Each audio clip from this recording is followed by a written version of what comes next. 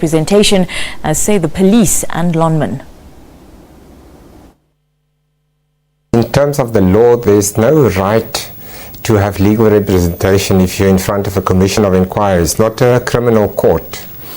But if you put that aside, it seems to me that there is a big problem for the commission in that it looks terribly unfair that the powerful players in this saga have legal representation, but the most vulnerable and disempowered people don't have any legal representation. So for the credibility of the commission itself and for its outcome and for the process, it seems to me that although it's not a legal right, it really would be a good thing for those minors and those affected to also have legal representation and to have that paid for by the state in some form or another. Exactly, because certainly from a lay person's point of view, Advocate Mpofu is really not asking for too much. He's asking for a leveling of playing fields. Admittedly, this is not a court of law but a commission. The commission might say that they have their own evidence leaders who can cross-examine, but the lawyers representing the parties are actually very important because they look out for the specific interest of their clients, which the evidence leaders do not do.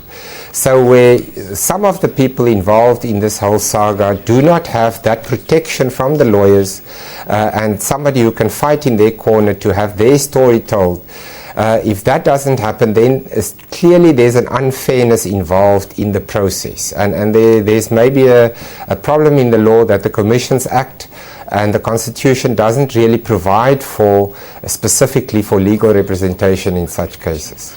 And the judge pointed that out.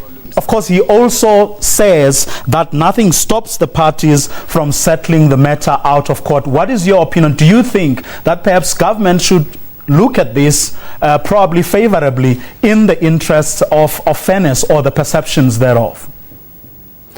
Yes, it seems to me that if the government wants to save the credibility of this whole process, outside of the process of the Legal Aid Board, which they don't need to go through, the government who is funding the commission itself can provide for extra funding to allow for the legal representatives also to get some funding, a reasonable amount of funding, of course, because nobody can work for free, and maybe you can work for free for a few days, but this commission has been going on for many, many months, so you cannot expect the lawyers to actually work for no money for all this time. So I think it will be the interest of everyone. We've spent so much money already. If some compromise can be reached by the Minister of Justice and the President on the one side and the lawyers on the other side for some funding to be provided to those lawyers who represent the workers.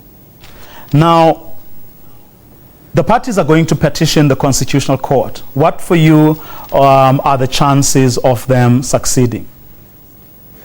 Well, I don't think they will succeed on the basis that you have a right to legal representation as enshrined in the Constitution, because that is a Section 35 right that applies only to accused person in a criminal case.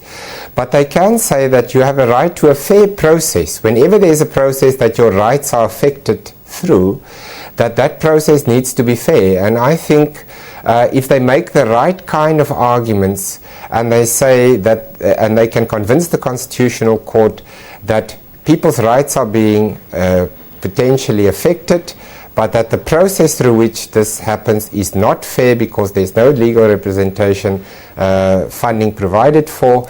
I don't know what the court will do, but at least it would be a plausible argument to make.